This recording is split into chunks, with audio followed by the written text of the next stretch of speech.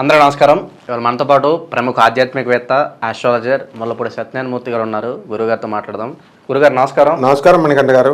2025 ఎలా ఉంటుంది అని తెలుసుకోవాలని అందరికీ ఉంటుంది. మరి 2025లో తులారాశి వారికి ఎలాంటి ఫలితాలు ఉండబోతున్నాయి? చాలామంది 200 సంవత్సరాల తర్వాత వీళ్ళ దశ మారబోతుందని చెప్పి మాట్లాడుతున్నారు. మరి ఓవరాల్గా తులారాశి వారికి ఎలా ఉండబోతుంది 2025? ఒక్కొక్కళ్ళు 200 సంవత్సరాలని, 100 సంవత్సరాలని, 500, 5000 సంవత్సరాల తర్వాత అప్పుడు జాతకం ఇప్పుడు రాబోతుంది, తిరిగి వచ్చింది, ఈ రకంగా చెప్తున్నారు. తులారాశి వాళ్ళు ఏం భయపడక్కర్లేదు. మే 14, 2024 సంవత్సరం వచ్చేంత వరకు పాపం అప్పులు వస్తాయి వీళ్ళకి, బాగా ఫుల్ క్యాష్. 2025లో అప్పటి వరకు వీళ్ళు అప్పులు తీసుకోవాలి. అప్పుడు దాకా కష్టాలు ఉంటాయి పాపం. తర్వాత పంచులు అయిపోతాయి ఒకేసారి. 14 మే 2025 వచ్చిన మరుక్షణం నుంచి వీళ్ళ జాతకం మారిపోతుంది. ఆ తర్వాత ఇంకా విజృంభిస్తారనమాట. గురుడు కర్కాటక రాశిలోకి 18 అక్టోబర్ తర్వాత మారుతున్నాడు. ఆ తర్వాత గురుడు మళ్ళీ మిథున రాశిలోకి 5 డిసెంబర్ వస్తాడు. ఇక తిరుగులేదు వీళ్ళకి. ఆ విధంగా అంతేకాదు, గజకేసరి యోగాలు పట్టేస్తున్నాయి. అంటే ఎక్కడికి వెళ్ళినా సరే మా ఇంటికి రండి అని గజకేసరి కార్లు. ఇప్పుడు చాగంటి కోటేశ్వరరావు గారికి రాలా సడన్గా మా క్యాబినెట్ మినిస్టర్ ర్యాంక్ వచ్చింది. ఆయన ఊహించాడా పాపం? ఆయన ఎవరినన్నా అడిగాడా? వచ్చేసింది. అలా అనమాట. రావాలండి, మాకు పద్మశ్రీ అవార్డు కావాలండి అని అప్లికేషన్లు పెట్టుకుంటారు. వాళ్ళకి రావు పాపం. గరికపాటి నరసింహారావు గారు పిలిచి వచ్చింది. అలా తులారాశి వాళ్ళు జాక్పాట్ కొడతారు. అందుకనే ఒక ఆయన తింటే నేతిగారెలు తినాలి, మరి లేకపోతే తులారాశిలో పుట్టాలంటే మరి కొంతమంది సరదాగా నవ్వేస్తారు. ఈయన సరదాగా చెప్పాడు, ఆయన సరదాగా. అంటే అంత అదృష్టమైన జాతకం మన యొక్క తులారాశి. ఈ 2025 సంవత్సరంలో మాత్రమే ఆయన, మళ్ళీ మొత్తం కాదు. వీళ్ళు ఎంతసేపు కూడా తులారాశి వాళ్ళు డేర్ అండ్ డాషింగ్ అనమాట. ఎంజాయ్ అని చూస్తారు. ఎంజాయ్మెంట్కి తిరుగులేదు ఈ తులారాశి వాళ్ళకి. ఈ 2025లో వృత్తి, వ్యాపార, ఉద్యోగ విషయాల్లో మే వరకు జీతాలు ఉంటాయి కదా, అవన్నీ కూడా మే దాటిన తర్వాత బ్రహ్మాండంగా పెరిగిపోతాయి. ఇకపోతే స్థలాలు లేనటువంటి వాళ్ళు స్థలాలు కొంటారు మే తర్వాత. ఇవన్నీ కూడా తర్వాత మనకి రాహువు మీనరాశి నుంచి ఇక్కడికి వచ్చేసాడు కుంభరాశికి. కుంభరాశి నుంచి శని ఏం చేస్తాడు? మీనరాశికి వెళ్ళిపోయాడు. దీనివల్ల ఏమవుతుందంటే చక్కగా న్యాయ నిర్ణేతలు అవుతారు. ఆయుర్దాయం పెరుగుద్ది. నువ్వు అడగొచ్చు చూసే జనాలకి, ఇదేంటండి బాబు ఆయుర్దాయం పెరగడమని. రూల్ ఉంది జ్యోతిష శాస్త్రంలో. షష్ఠ స్థితిగతుడైనటువంటి శని ఆయుర్దాయాన్ని పెంచుతాడు అని. సెల్ యాక్టివేషన్ అంటాం మోడర్న్ సైన్స్లో. సెల్ థెరపీ అంటాం. హాస్పిటల్లో లక్షల రూపాయలు వెళ్ళి ఖర్చు పెట్టి చేయించుకుంటున్నారు వీళ్ళు. So proper medication, proper diets, good habits, ఇవన్నీ కూడా అలవాటు చేసుకుంటారు. అంతకుముందు బాటిల్స్ ఈ తాగేవారు తులారాశి వాళ్ళు. అవి మానేసి మెడిసిన్స్, మంచిగా మంచినీళ్ళు ఇలా తాగడం, మంచి ఆరోగ్య సూత్రాలు పాటించడం వల్ల ఖచ్చితంగా వీళ్ళ ఆయుర్దాయం పెరుగుతుంది. అయితే వైవాహిక జీవితం ఎలా ఉండబోతుంది గురుగారు మరి 2025లో? వైవాహిక జీవితం తులారాశి వాళ్ళకి కొన్ని గొడవలు జరుగుతున్నాయి. మొగుళ్ళని పిల్లలు వదిలేసి వెళ్ళిపోయారు. వాళ్ళ ఆస్తుల్ని వీళ్ళేం అమాయకులు కాదు తులారాశి వాళ్ళు కూడా. మనం చూస్తున్నారు కదా అని మనం వీళ్ళని పొగడకూడదు. కన్యారాశి పిల్లలు, తులారాశి మొగుళ్ళు, వాళ్ళ ఆస్తులు జీపీఏ నాయన నువ్వు సంరక్షకుడిగా ఉండు అని రాస్తే ఈ లేకంగా అమ్మిపడేస్తున్నారు. అమ్మబడేసి ఖర్చు పెట్టేస్తున్నారు. మరి ఇలా చాలామంది ఉన్నారు. కాబట్టి వైవాహిక జీవితంలో ఇంకేంటి, వీళ్ళకి డబ్బులు లాభాల్లో ఉన్నారు కనుక పిల్లల దగ్గర నటిస్తారు, కొంచెం బాగానే ఉంటారనమాట. వైవాహిక జీవితానికి ఏం డోకా లేదు. కానీ పిల్లల వాళ్ళకి గండాలు ఉన్నాయి. అంటే వాళ్ళ వల్ల వీళ్ళ ప్రమాదంలో ఎలా పడతారంటే, వాహన యోగం వచ్చేసింది వీళ్ళకి. కొనేస్తారు బైకు, కారు, పిల్లలు తీసుకెళ్తారు, అతిగారాపం చేసి బండిస్తారు, పోలీసు వాళ్ళు పట్టుకుంటారు. ట్రాఫిక్ ఆడు తిన్నంగా ఉండడుగా, ముగ్గురిని ఇద్దరిని ఎక్కించుకొని వెళ్తాడుగా, వీళ్ళు పట్టుకుంటారు. లైసెన్స్ ఉండదు, పాడు ఉండదు, వాళ్ళు వేసేస్తారు. వీళ్ళ మీద కేసు రిజిస్టర్. లేకపోతే వీళ్ళ పాత కక్షలతో పక్కింటి వాళ్ళని ఏదో అంటారు, వాళ్ళు వచ్చేసి SC ST కేసులు పెట్టేస్తారు. పిల్లలు కాలేజీలకు వెళ్ళడానికి ఉండవు. ఈ రకంగా ఈ తులారాశి వాళ్ళకి కోర్టు కేసులు ఉండడానికి అవకాశాలు ఉన్నాయి. అండ్ కోర్టు లావాదేవీల్లో సివిల్ కేసెస్లో పాపం వీళ్ళ పొలాలు ఎన్నో 20 సంవత్సరాల నుంచి పెండింగ్లో ఉన్న వాళ్ళు ఉన్నారు తులారాశి వాళ్ళు. ఇదిగో అయిపోతుంది కోర్టులు వచ్చేస్తుంది అని లెక్కలెట్టుకుంటారు. ఈ సంవత్సరం మీకు కొంచెం బాగా అవ్వడానికి అవకాశాలు ఉన్నాయి. కోర్టు జడ్జిమెంట్స్ మీ పేరు మీద రావడానికి అవకాశాలు ఉన్నాయి. అలాగే శుభకార్యాలు జరగడానికి ఏదైనా ఆస్కారం కనిపిస్తుందా మరి ఓవరాల్గా?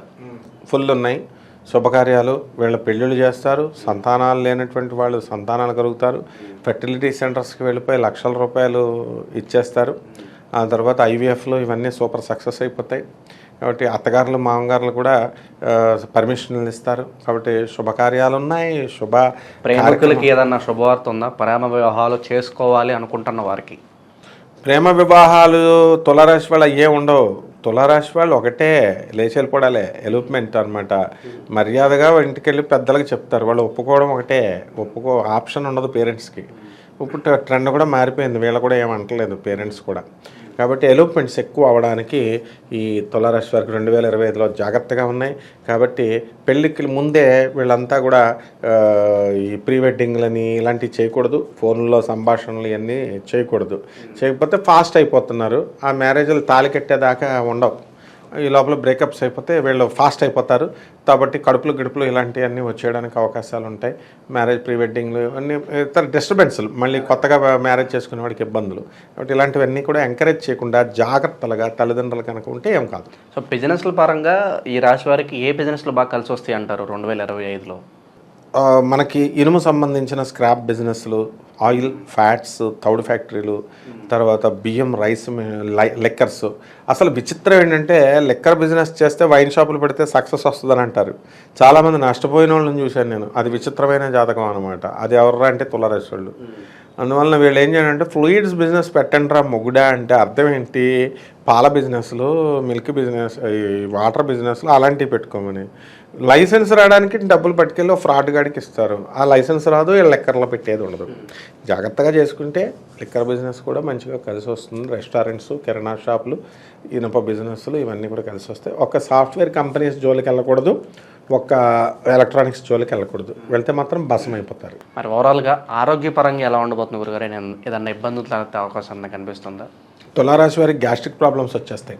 ఎందుకంటే వీళ్ళు భోజన ప్రియులు, మందు ప్రియులు.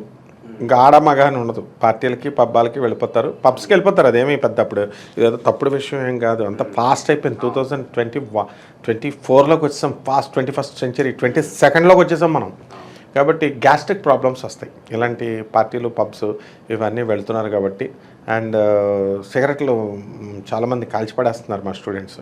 కాబట్టి అటువంటి వాళ్ళంతా కూడా మరి వీళ్ళకి లివర్ ప్రాబ్లమ్స్ ఇవన్నీ కూడా రావడానికి అవకాశాలు ఉంటాయి.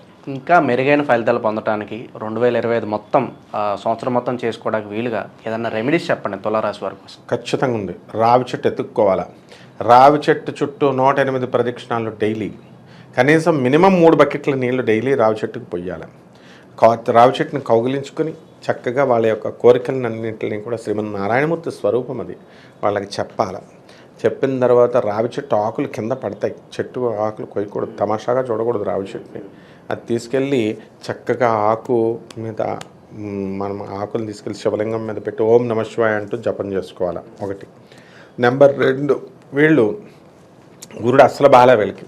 కాబట్టి మే 14 వరకు వీళ్ళు గురు జపం చేసుకోవాలి, గురు స్తోత్రాలు చదువుకోవాలి. గురువుకి 1.5 కిలో శనగల్ని, పసుపు రంగు వస్త్రాలను ఇచ్చి పేద బ్రాహ్మణులకి గురువారం నాడు ఉదయం 6 గంటలకి దానం చేయాలి. తెల్లారుజాము 3 గంటలకే ఇవ్వాలి, అసలు లేవరు కదా పంతులు, అందుకని 6 గంటలకి దానం చేయాలి. తర్వాత గానగాపురం పోవాలి వీళ్ళంతా. దత్తాత్రేయ స్వామి వారి దర్శనానికి వీళ్ళు 5 సార్లు 6 సార్లు వెళ్తున్నారు. వీళ్ళు కనీసము 24 సార్లు వెళ్ళాలి. ఇక్కడ 24 సార్లు కూడా పేదవాళ్ళకి దాన ధర్మాలు ఇవన్నీ కూడా వీళ్ళు చేసుకోవాలి. ఈ విధంగా శ్రీ గురు చరిత్రని కనీసం 108 సార్లు చదవాలి ఒక్కొక్కడు. ఏదో ఒకసారి చేసేసి పారాయణ చేస్తారండి, పారాయణ కుదరదాడన్ని. సో ఈ ఇయర్ మొత్తం మీద 108 సార్లు పారాయణ చేసుకోవాలి. ఈ విధంగా కనుక చేసుకున్నట్లయితే గురుదేవుల యొక్క అనుగ్రహం వల్ల, దత్తాత్రేయ స్వామి వారి యొక్క అనుగ్రహం వల్ల వీళ్ళందరికీ కూడా బ్రహ్మాండంగా ఉంటుంది 2025. 2025లో ఓవరాల్గా తులారాశి వారికి ఎలాంటి ఫలితాలు ఉంటాయి, ఎలాంటి పరిహారాలు చేసుకోవాలి, అద్భుతంగా వివరించారు. నూతన సంవత్సర శుభాకాంక్షలు గురుగారు మా తరపు నుంచే, అలాగే ప్రేక్షకుల తరపు నుంచి. తప్పకుండా నీకు, ప్రేక్షకులందరికీ కూడా నూతన సంవత్సర శుభాకాంక్షలు. ధన్యవాదాలు.